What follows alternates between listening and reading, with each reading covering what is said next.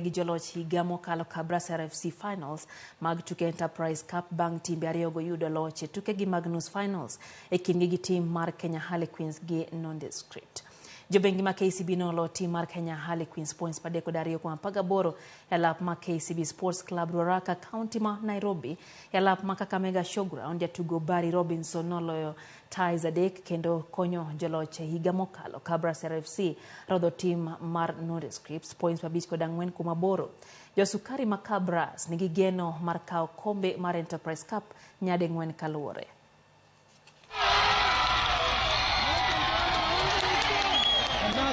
We'll just have to take stock on Tuesday or Monday, see who came out unscathed, then we make the team from there. I think they're not playing the same way they were playing in Kenya Cup.